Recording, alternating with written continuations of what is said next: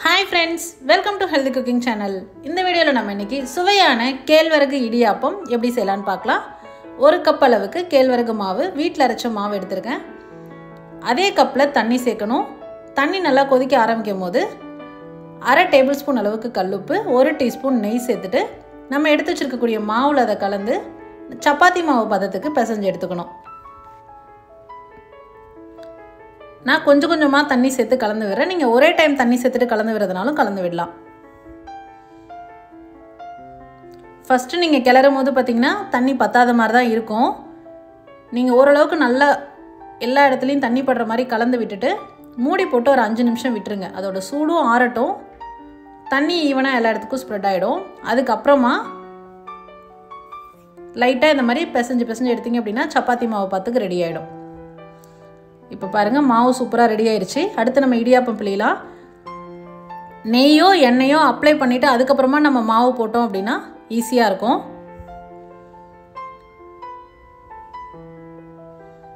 இப்போ நான் நெய் அப்ளை பண்ணிட்டு கொஞ்சமா மாவு எடுத்து உள்ள போட போறேன்.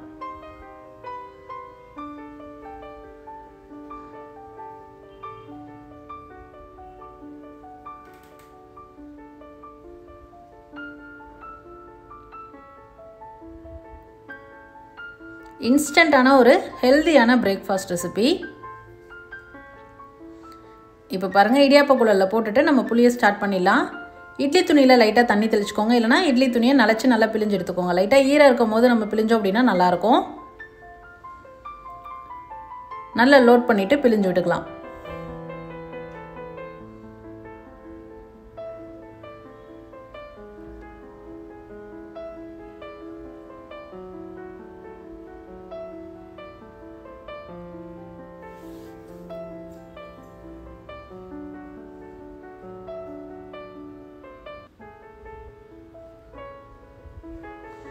அடுத்ததா இட்லி பாத்திரத்தில் தண்ணி விட்டு தண்ணி நல்லா கொதிச்சு வரும்போது நம்ம ரெடி பண்ணி வச்சிருக்கக்கூடிய இடியாப்பம் பிழிஞ்சு வச்சிருக்கோம் இல்லையா, அதை எடுத்து அது உள்ளே வச்சிடணும். வச்சுட்டு 15 நிமிஷம் மிதமான தீயில வேக வச்சு எடுத்துட்டோம் அப்படின்னா சுவையான இடியாப்பம் ரெடி.